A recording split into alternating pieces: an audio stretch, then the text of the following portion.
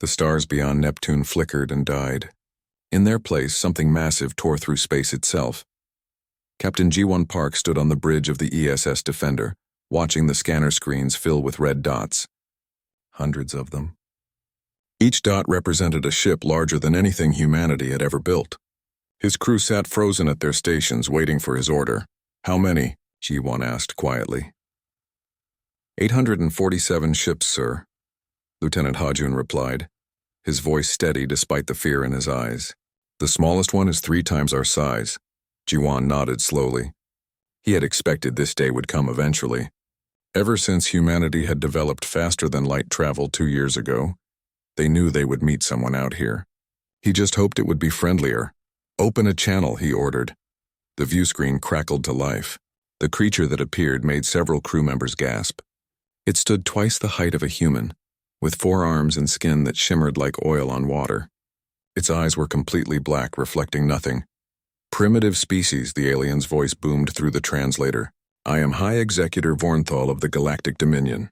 Your world has been selected for integration into our empire. You will submit immediately, or your species will be erased from existence. You have 48 hours to comply." The screen went black before G1 could respond. On Earth, in the command center beneath Geneva, Admiral Minji Choi watched the same transmission. Around her, the leaders of Earth's unified government sat in stunned silence. 10 years ago, these same people had been fighting each other over colonies on Mars. Now they faced something that made their old conflicts seem like children's games. "Options?" Minji asked the room. Ambassador Yuna Lee spoke first. "We could try negotiating." "Perhaps they want resources, technology. They want submission," interrupted General Minho Bai. "Nothing else. I've read enough history to know how this works." Dr. Yunwoo Kim, Earth's leading expert on xenobiology, pulled up data on his tablet. "I've analyzed their hull composition from long-range scans. Their technology is advanced, but not as advanced as they think. Their ships are built for intimidation, not efficiency." "Are you saying we can fight them?" Yuna asked, incredulous. Hyunwoo shook his head. "I'm saying they've never fought anyone who could fight back. Look at their formation. It's ceremonial. They're showing off." Minji stood and walked to the holographic display showing the solar system. The alien fleet hung beyond Neptune like a swarm of angry wasps. "We spent 3 centuries fighting each other. Every nation on Earth perfected the art of war. We built weapons that could crack planets. We created soldiers who could survive in hell itself." She turned to face the council. "We stopped fighting each other 10 years ago, but we never forgot how." "You want to fight them," Yuna said softly. "I want to survive," Minji corrected. "And the only way to do that is to make them regret coming here." The vote was unanimous. 40 hours later, Captain Jiwan received his orders. He read them twice, then smiled for the first time since the aliens arrived. When the deadline expired, High Executor Vornthal appeared on every screen across the Dominion fleet. "The humans have not responded. Clearly, they are too primitive to understand their situation. Activate weapons. Target their lunar colonies. Show them what defiance costs." 100 Dominion warships turned toward Earth's moon. Their weapons, capable of turning a city into glass, began to charge. On Titan, Saturn's largest moon, Commander Daehyun Shin watched the alien ships prepare to fire. He had been waiting in silence for 2 days, his finger hovering over a single button. The Titan defense station looked like a simple research facility from the outside. Underneath, it held weapons that Earth's nations had built during the Yao War colony wars and never decommissioned. Weapons. "Range in 5 seconds, his tactical officer reported. Daehyun pressed the button. Across the solar system, hidden platforms activated. They had been disguised as asteroids, as satellites, as abandoned ships. Now they revealed themselves for what they truly were. Weapons. The first salvo hit the Dominion fleet like a hammer. 50 ships exploded before they could react. The alien shields, designed to stop energy weapons, did nothing against the kinetic projectiles that traveled at a significant fraction of light speed. Vornthal watched his tactical display in horror as more red icons appeared. The humans had hidden weapons everywhere. His ships were dying and he didn't even know where the attacks were coming from. "Return fire," he screamed. "All ships, evasive maneuvers." But the Dominion fleet had never needed to dodge before. Their formations were tight, ceremonial. When they tried to scatter, ships collided with each other. More explosions lit up the darkness. On the ESS Defender, Ji-won watched the chaos unfold. "Launch all fighters," he ordered calmly. Specialist So-min Kang sat in the cockpit of her fighter, feeling the familiar rush of adrenaline. She had been born on Mars during the rebellion. She grew up in tunnels, learning to fly before she could walk properly. The colony wars had made her generation into the best pilots humanity had ever produced. "Phoenix Squadron, follow my lead," she transmitted. Her squadron of 30 fighters accelerated toward the alien fleet. They moved with a precision that confused the Dominion targeting systems. The aliens expected predictable flight patterns. So-min flew like she was dancing. Her fighters tore through the enemy formation, targeting engine clusters and command bridges. The Dominion point defenses couldn't track them. Human reflexes, enhanced by neural interfaces perfected during the wars, made them faster than the alien computers could calculate. In 15 minutes, the Dominion lost a quarter of their invasion force. Vornthal sat in his command chair, unable to comprehend what was happening. The humans were supposed to be primitive. They had only just achieved faster-than-light travel. How did they have weapons that could shred his fleet? How were their pilots outflying his computers? His communications officer looked up, terrified. "Sir, we're receiving another transmission from the humans." Ji-won's face appeared on the screen. He looked calm, almost bored. "High Executor, this is your second warning. Leave our system now. You came to our home and threatened our families. We could have destroyed your entire fleet while you were giving your little speech. We didn't because we wanted to give you a chance." He leaned forward. "You called us primitive. You have no idea what we are. Leave now while you still can." The transmission ended. Vornthal should have listened.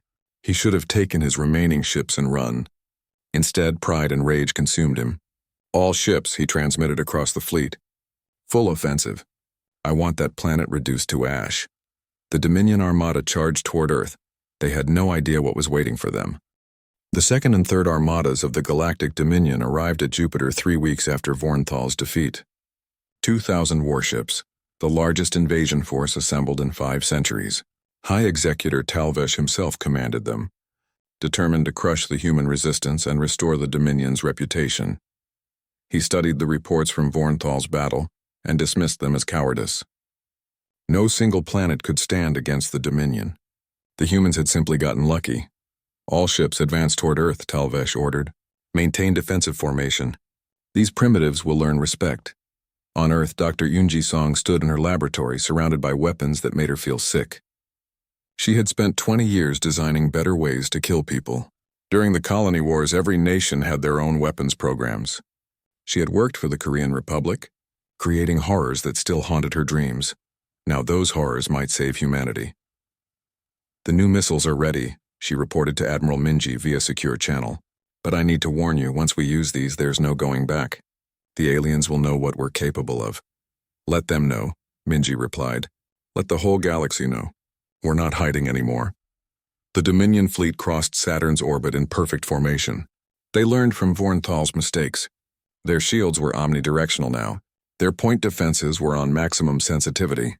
They were ready for anything. They weren't ready for Lieutenant Hajun Hajun led a team of 100 soldiers on a mission that High Command had classified as suicide.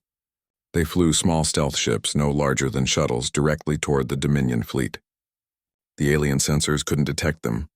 The technology was borrowed from submarines that Earth's nations had used to hunt each other beneath the waves. "Remember," Hajun transmitted to his team, "we're not here to fight their ships. We're here to board them." The stealth ships attached themselves to the hulls of 12 Dominion capital ships like parasites. Hajun's team cut through the armor using plasma torches hot enough to melt titanium. They entered the ships in full combat gear, weapons ready. The Dominion crew had no idea what was happening. Alarms screamed as human soldiers appeared in their corridors. The aliens reached for their weapons, but they were too slow. Humanity had spent millennia perfecting close-quarters combat. The Dominion had forgotten what it was like to fight face-to-face. Hajun moved through the alien ship like a ghost. His team had trained in every type of environment Earth could create. They could fight in zero gravity, high gravity, underwater, in darkness, in fire. The Dominion soldiers, evolved on a world with half Earth's gravity, couldn't match human strength or speed. In 15 minutes, Hajun's team captured the ship's bridge. He put a gun to the captain's head and spoke clearly into the communicator. This ship is now under human control. Any attempt to retake it will result in the death of everyone aboard. 11 other captains received the same message. High Executor Talvesh stared at his tactical display in disbelief. 12 of his capital ships showed red on the screen. The humans had somehow boarded them, taken them over from the inside. This was impossible. No species fought like this. Wars were conducted at distance with weapons and shields, not with soldiers cutting through walls and fighting hand-to-hand. Launch all fighters, he ordered. Clear those ships of human invaders. But the human soldiers weren't where the Dominion expected. They had taken over engineering sections, cut life support to most of the ship, and barricaded themselves in positions that would require destroying the vessels to dislodge them. While Talvesh dealt with the boarding parties, Captain Jiwan's fleet attacked from a different angle. They came from the direction of the sun, using its radiation to mask their approach. The human ships had learned to use every advantage, every trick, every piece of terrain. The battle at Mars had been defensive. This was different. Now the humans were attacking, and they fought with a creativity that terrified the Dominion commanders. Ships would appear from nowhere, fire a devastating salvo, and disappear before the aliens could return fire. Human fighters used asteroid fields like three-dimensional mazes, ambushing enemy ships from impossible angles. Specialist Soman Kang led Phoenix Squadron through a debris field left over from Saturn's formation. Her sensors showed 50 enemy fighters pursuing her. She smiled. They thought they had her trapped. Phoenix Squadron, Pattern Wolf 3, she transmitted. Her fighters split up, each one diving into the densest part of the debris field. The Dominion fighters followed, confident in their numbers. Then the humans turned around. In the chaos of rocks and ice, with sensors struggling to separate targets from background noise, the battle became about instinct. The Dominion pilots relied on their computers. Soman and her squadron relied on something older, something written into human DNA by millions of years of being both predator and prey. They hunted. When the debris field finally cleared, 43 Dominion fighters were destroyed. Phoenix Squadron hadn't lost a single ship. General Minho Bay coordinated the overall battle from his command ship. He had fought in the Mars Rebellion, leading ground forces through tunnels filled with poison gas and radiation. He understood three-dimensional warfare in ways that most commanders couldn't comprehend. Move the Third Fleet to their flank, he ordered. Make them think we're trying to encircle them. When they shift to counter, the Fifth Fleet will hit them from below. The Dominion fleet moved exactly as Minho predicted. They had rigid tactical doctrine, developed over thousands of years of easy victories. Humans had flexible doctrine, developed over thousands of years of fighting enemies just as smart and vicious as they were. The Fifth Fleet appeared beneath the Dominion formation and fired every missile they had. The aliens' shields held, but while they were focused downward, Captain Jiwan's fleet struck from above. The Dominion found themselves caught between two forces taking fire from multiple directions. High Executor Talvesh realized he was losing. Not just the battle, but the war.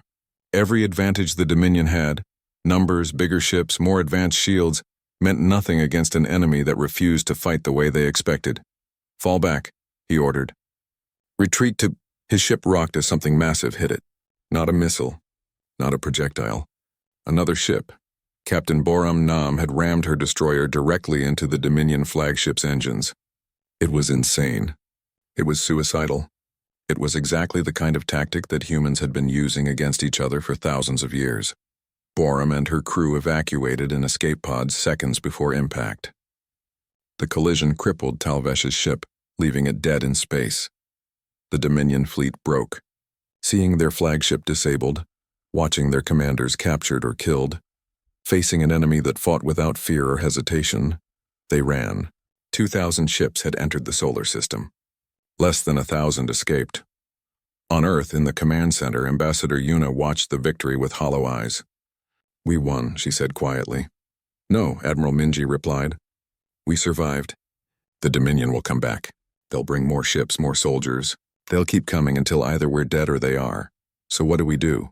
Minji turned to face the holographic display of the galaxy. Somewhere out there was the Dominion homeworld, the seat of an empire that had ruled for 10 millennia, an empire that had never known defeat on their own territory. We make sure they can't come back, Minji said. We take the war to them. We show every species in the galaxy what happens when you threaten Earth. Dr. Yunji entered the command center, her face grim. I've been studying the captured ships. I know where the Dominion capital is. I know how to get there. How long to prepare an invasion force? Minji asked. 2 months, maybe less, Minji nodded. Then we have work to do. Across human space, the military began preparing for something unprecedented. Earth had always been divided, always fighting itself. Now, for the first time in history, humanity stood united with a single purpose. They were going to invade an empire. The Dominion High Council met in emergency session for the first time in 300 years. The chamber, carved from a single crystal that had taken millennia to grow, echoed with angry voices. Impossible, Councillor Reshevar insisted. Telvesh commanded 2,000 ships. How could primitives defeat such a force? The same way they defeated Vornthal, High Executor Crenshaw replied coldly. By being better warriors than we ever imagined. The council fell silent. For 10,000 years, the Dominion had spread across the stars, absorbing peaceful civilizations, exploiting their resources, enslaving their populations. They had never encountered serious resistance. War was something they read about in historical texts, not something they experienced. What do we do? Reshvar asked quietly. Before Crenshaw could answer, alarms screamed throughout the capital. Every screen in the chamber lit up with the same message. Unknown fleet detected in system. The humans had arrived. Captain Boram Nam stood on the bridge of the ESS Vengeance, watching the Dominion colony world of Terevnor grow larger on the view screen. Around her ship, a fleet of 300 vessels held formation. It was a fraction of Earth's total military power, but more than enough for this mission. All ships maintain formation, she ordered. Remember, we're not here to conquer. We're here to send a message. On Terevnor, a world of 12 billion Dominion citizens, people went about their daily lives unaware that war had come to them. For thousands of generations, the Dominion military had fought battles far from home. The civilians had never known fear, never known what it meant to be invaded. That changed when human ships appeared in orbit. Admiral Minji's voice broadcast across every communications channel on the planet. People of Terevnor, this is Admiral Minji Choi of Earth. Your empire came to my world and threatened to exterminate my species. We warned them. They didn't listen.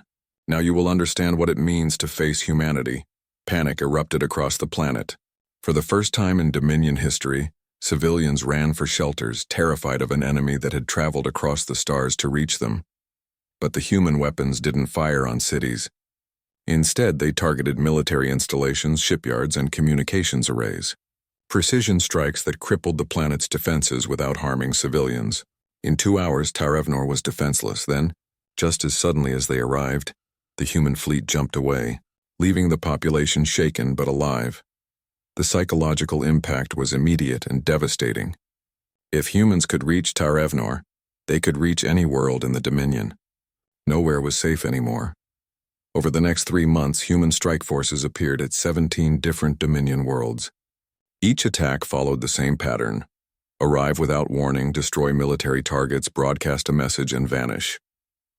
The Dominion military scrambled to respond, but they couldn't predict where humans would strike next. General Minho Bay coordinated the campaign from his flagship. He had studied Earth's military history extensively, learning from masters like Sun Tzu and Clausewitz. The lesson was clear. Win the war in the mind before you fight the battle in space. Fear is our greatest weapon, he told his officers. The Dominion has never been invaded. Every citizen believed they were untouchable. We've shattered that belief. Captain Jiwan led the attack on Kelendar, a major Dominion industrial world. His fleet of 50 ships faced a defensive force of 200. But the defenders were paralyzed by uncertainty. They had heard stories about human tactics, about ships that appeared from nowhere, about soldiers who fought without fear. The stories made them hesitate. Hesitation in battle is death. Jiwan's fleet tore through the defensive line in minutes. They destroyed orbital factories that produced Dominion warships, crippled the shipyards, and eliminated the planet's ability to contribute to the war effort. Then they left, jumping away before reinforcements could arrive. Specialist Soman Kang and Phoenix Squadron specialized in the most dangerous missions. They would jump into heavily defended systems alone, create chaos, and disappear before the enemy could organize a response. Her fighters had been upgraded with captured Dominion technology, making them faster and more deadly than anything else in space. Phoenix Squadron, we have a new target, Soman transmitted to her pilots. Dominion High Command wants to know where we'll strike next. Let's keep them guessing. Her squadron jumped to the edge of a system containing a major Dominion military academy. Thousands of future officers trained there, learning tactics from simulations and historical battles. They had never faced real combat. Soman's fighters swept through the system, destroying orbital defense platforms and disabling communication satellites. They didn't fire on the academy itself. Instead, they broadcast footage from the battles at Earth, showing Dominion ships burning, showing human soldiers fighting with impossible ferocity. The message was clear. Everything you learned here is useless. Humans fight differently, then they vanished, leaving a generation of Dominion officers questioning everything they thought they knew about warfare. Meanwhile, Lieutenant Hajun O led special operations teams on missions that seemed impossible. His soldiers infiltrated Dominion worlds, sabotaged infrastructure, and gathered intelligence. They moved through alien cities like ghosts, exploiting weaknesses in security that had never been tested by a real enemy. On the mining world of Pravsul, Hajun's team captured an intact communications hub. Dr. Hyunwoo Kim, who had joined the mission to study Dominion technology, worked through the night to decrypt their military codes. Got it, Hyunwoo said finally. I have access to their command network. We can read their orders, track their fleet movements, everything. Hajun smiled. Send it back to command. Let's see how they like fighting blind. With access to Dominion communications, Earth's military could predict enemy movements, intercept convoys, and avoid ambushes. The technological advantage the Dominion had enjoyed for millennia evaporated overnight. On Earth, Ambassador Yuna had a different mission. She contacted the Galactic Council, the ancient body that supposedly governed interactions between species. For 10,000 years, the Council had been dominated by the Dominion, rubber-stamping their conquests and ignoring pleas for help from subjugated species. I am Ambassador Yuna Lee of Earth, she transmitted on open channels. The Dominion came to my world unprovoked. They threatened genocide. We defended ourselves. Now we're showing the galaxy that the Dominion is not invincible. The message spread like fire across 1,000 worlds. Species that had suffered under Dominion rule suddenly saw hope. If humans could fight back, maybe they could too. Rebellions began on subjugated worlds. The Dominion, already stretched thin trying to defend against human attacks, had to divert forces to suppress uprisings. Their empire, so stable for so long, began to fracture. Commander Daehyun Shin noticed something interesting in the intelligence reports. The Dominion is recalling ships from the frontier, he told Admiral Minji. They're pulling back to defend their core worlds. Minji studied the tactical maps. The Dominion had ruled through fear and overwhelming force. Now they were afraid. Now they understood what it meant to be hunted. How long until we can strike at their capital? She asked. 2 more months, General Minho replied. We need to wear them down first, force them to scatter their defenses. When we hit the capital, I want it to be the final blow. Captain Boram Nam's fleet struck at 3 different systems in 1 week, forcing the Dominion to divide their forces. Specialist Soman's squadron harassed supply lines, destroying convoys carrying essential materials. Lieutenant Haijun's team sabotaged logistics networks, creating chaos throughout Dominion space, and slowly, inevitably, the noose tightened around the Dominion capital. 6 months after the war began, Earth's combined fleet assembled in secret at the edge of Dominion space. 500 warships carrying humanity's best soldiers, armed with weapons that had been refined through centuries of warfare. They were ready for the final battle. Admiral Minji stood on the bridge of her flagship, looking at the faces of her crew. Young and old, from every nation on Earth, united by a single purpose. The Dominion thought we were weak, she said. They thought they could threaten us without consequences. They were wrong. Today we show them what humanity really is. Today we end this war. The fleet jumped toward the Dominion capital, ready to do something no species had done in 10,000 years, invade the heart of the Empire. The Dominion capital world of Calvex hung in space like a jewel, surrounded by 3 massive defensive stations and protected by the largest fleet ever assembled. 1,000 warships orbited the planet, representing the last reserve of Dominion military power. Empress Calvira watched the human fleet emerge from hyperspace and felt something she had never experienced before. Fear. She had ruled for 2 centuries, inheriting an empire that had known nothing but victory. Now she watched 500 human ships arrange themselves in formation, preparing to attack her homeworld. "How many ships do we have?" she asked her military commander. 1,000, Your Majesty. We outnumber them 2 to 1. Calvira studied the tactical display. The humans were outnumbered, far from their supply lines, attacking the most heavily defended world in the galaxy. By every logical measure, they should lose. She had read reports from 17 different battles. Logic meant nothing when fighting humans. On the ESS Vanguard, Admiral Minji Choi addressed her fleet one final time. "This is the moment we've been fighting toward. The Dominion thought they could conquer Earth without consequences. Today we prove them wrong. Remember, we're not here to commit genocide. We're here to end a war. Make every shot count." Captain Jiwon Park commanded the first wave. His destroyers accelerated toward the Dominion defensive line, drawing fire from the massive weapons platforms. The enemy's energy weapons lit up space, powerful enough to crack a moon. Jiwon's ships weaved between the blasts, their evasive patterns calculated by computers but executed with human intuition. "All ships, focus fire on Station 1, Jiwon ordered. Synchronized salvo in 3-2-1 fire. 50 human ships fired simultaneously. Not at the station's shields, but at a specific point where the shield generator connected to the main structure. Dr. Yoonji Song had spent months studying captured Dominion technology, finding weaknesses that the aliens themselves didn't know existed. The shield generator exploded. The first defensive station went dark. Empress Calvira watched the station die and felt her hope die with it. "Deploy the Imperial Guard fleet. All ships intercept the human advance." General Minho Bai had expected this. As the Dominion fleet moved to engage Jiwon's forces, the second wave of human ships appeared behind them. They had jumped to the opposite side of the planet, using Calvex itself as cover. "Phoenix Squadron, you're clear to engage," Minho transmitted. Specialist Soman Kang led 300 fighters toward the planet's surface. Their mission wasn't to fight ships. They were targeting the planetary defense grid, the weapons that protected the capital city. The Dominion had built their defenses to stop capital ships, not small fighters. Soman's squadron slipped through the defensive network like water through a sieve. They fired missiles at shield generators, power stations, and command centers. Within minutes, the capital city's defenses were crippled. "This is Admiral Minji Choi to Empress Calvira." Minji's voice broadcast across all channels. "Your defenses are falling. Your fleet is outnumbered and outmatched. Surrender now and we will spare your world. Continue fighting and we will do what we must." In the Imperial Palace, Calvira's advisors argued frantically. Some wanted to surrender. Others demanded they fight to the last ship. The Empress listened to them all, then made her decision. "Send the guard fleet," she ordered. "I will not be the ruler who surrendered the Dominion." Commander Dae Hyun Shin watched from his command ship as the Dominion's elite forces launched. These were not the regular military. The Imperial Guard fleet consisted of 500 ships crewed by the best pilots, using the most advanced technology.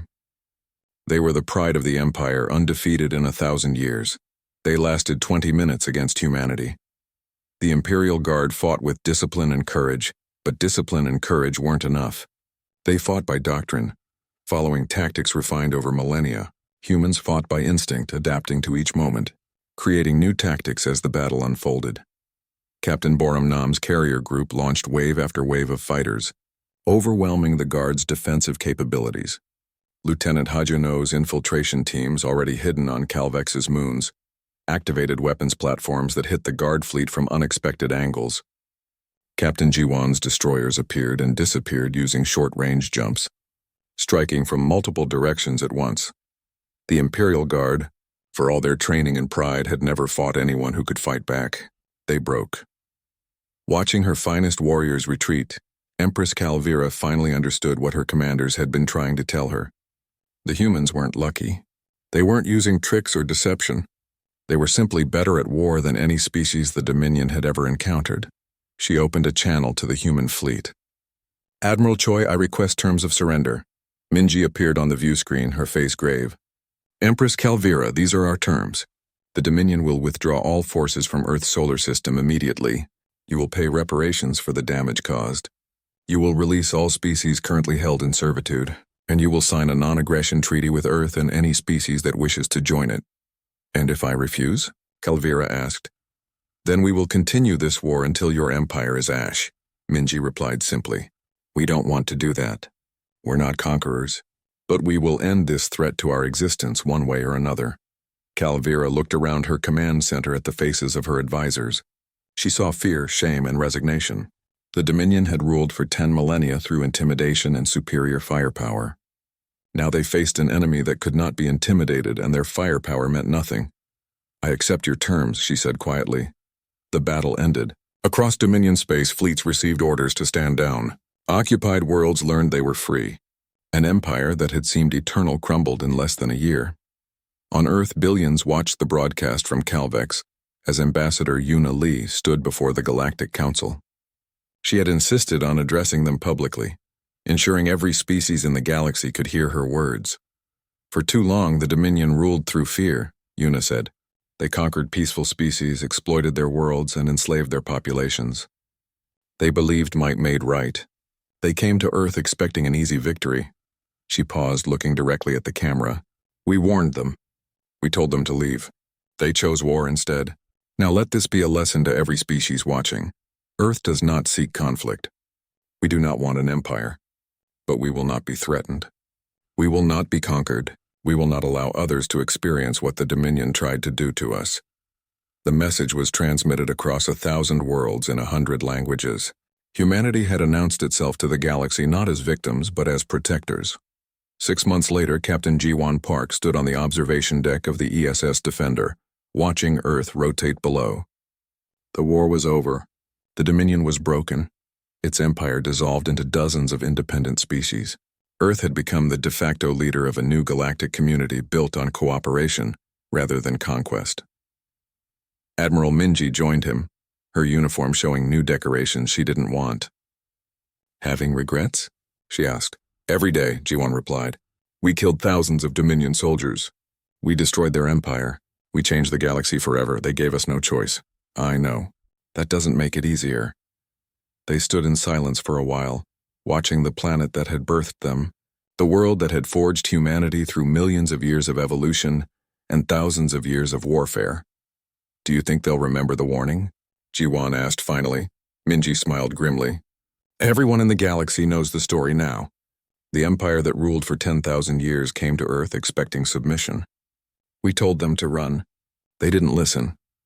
Far across the galaxy, on a small world just developing radio technology, scientists detected strange signals from space. Excited, they prepared messages to broadcast into the void, hoping to make first contact with alien life. Before they could transmit, they received a message from something called the Galactic Council.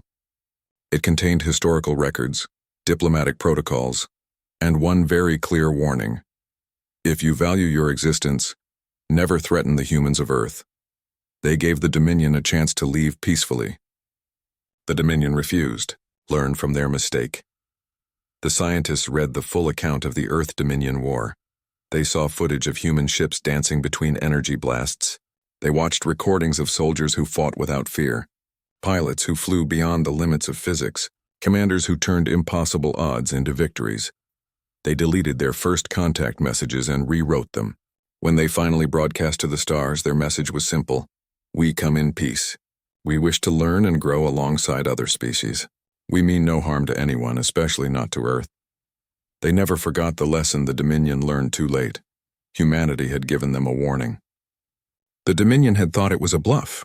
It wasn't, it was mercy. And mercy, once refused, would never be offered again. The galaxy had changed forever. An empire had fallen. Freedom had spread to 1,000 worlds. And at the center of it all stood Earth, not as conquerors, but as the species that had been pushed too far and pushed back hard enough to reshape civilization itself.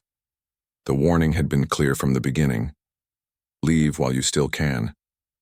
The Dominion didn't listen. Now the entire galaxy knew what happened when you threatened humanity's home. The Dominion fleet crossed the orbit of Jupiter, and Earth prepared for war. Admiral Minji Choi stood in the command center, surrounded by holographic displays showing every ship, every weapon, every soldier under her command. She had spent 40 years in the military, fighting in 3 different wars before Earth finally unified. She knew violence. She understood it in ways that made her sick sometimes. They're not stopping. General Minho Bay said beside her. Vornthal is bringing everything he has. Good, Minji replied. Let him come close. Let him think he has a chance. On the ESS Defender, Captain Jiwan watched the enemy fleet approach Mars. His ship was one of 50 in the defensive line, hopelessly outnumbered. The crew knew the odds. They also knew something the aliens didn't. Maintain position, Jiwan ordered. Wait for my signal. High Executor Vornthal studied the human defensive line with satisfaction. 50 ships against 600. Finally, these primitives would understand their place.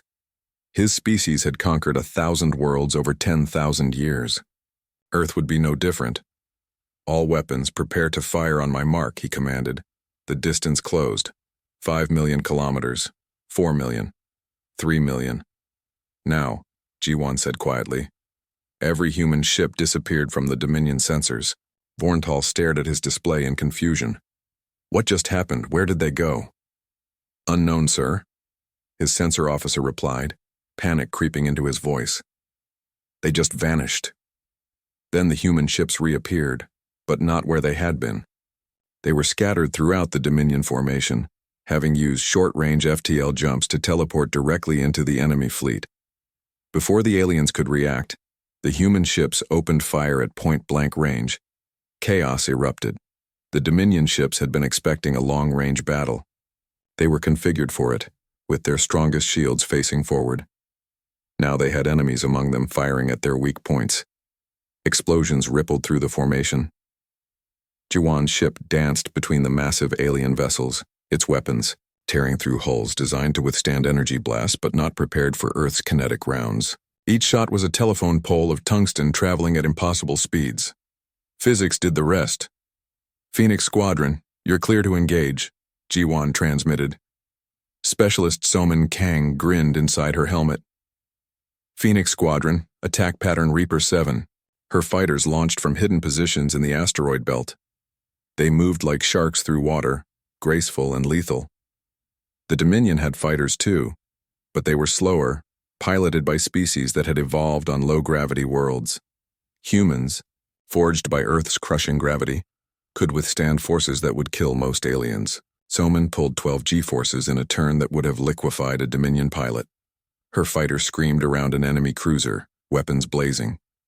The alien ship's point defenses tried to track her, but she was already gone, dancing to a rhythm written in her DNA. Behind her, the cruiser's engines exploded. On Titan Station, Commander Daehyun Shin coordinated the defensive grid. Hundreds of hidden weapons platforms fired in perfect synchronization, creating kill zones that the aliens couldn't escape. Every shot was calculated by computers, but guided by human intuition. Sir, the enemy is trying to break through toward Earth, his tactical officer reported. Let them, Daehyun replied. They'll wish they hadn't. A group of 200 Dominion ships broke away from the main battle, accelerating toward the blue planet hanging in the distance.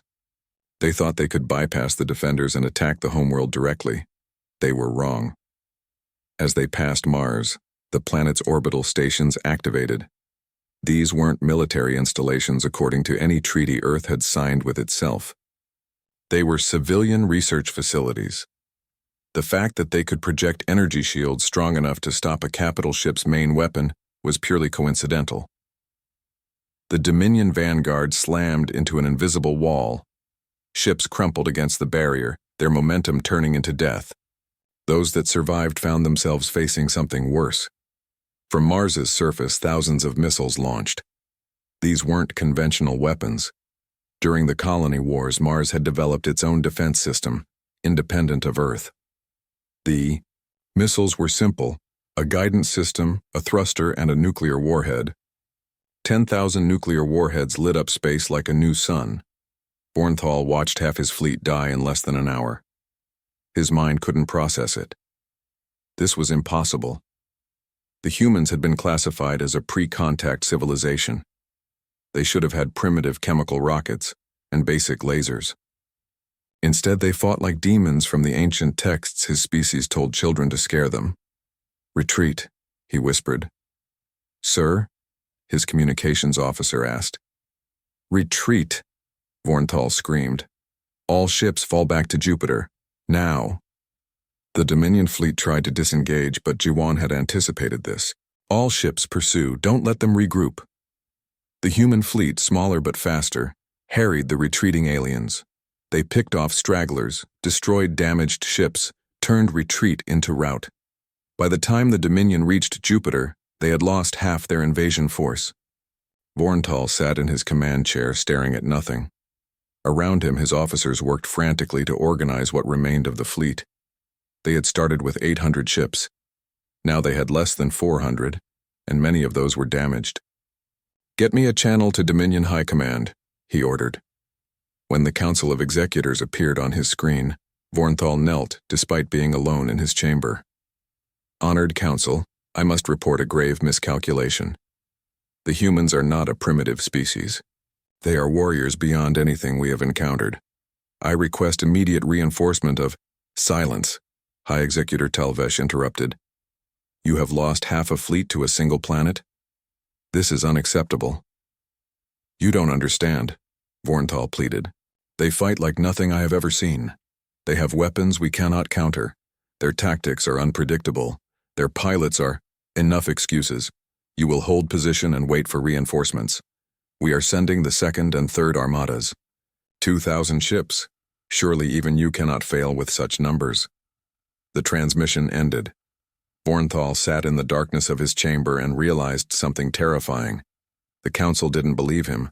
They thought he was making excuses for incompetence. They were sending more ships, more soldiers, more lives into a meat grinder. And there was nothing he could do to stop it. On Earth, Admiral Minji watched the alien fleet reorganize beyond Jupiter. She knew what was coming next. The aliens would call for help. They would send more ships. They would try to overwhelm Earth with numbers. Ambassador Yuna entered the command center. "The Council wants to negotiate. After our victory, they think we can talk to the Dominion, find a peaceful solution." Minji shook her head. "It's too late for that. We hurt their pride. They'll come back stronger and they won't stop until either we're dead or they are." "So what do we do?" Minji turned to face her old friend.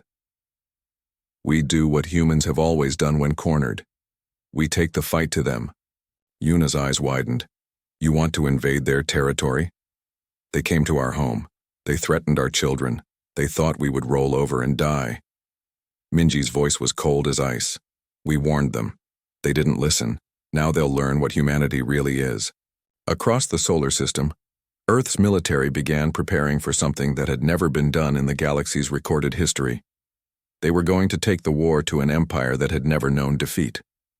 The Dominion thought they had seen humanity's strength. They were wrong. They had only seen humanity defending its home.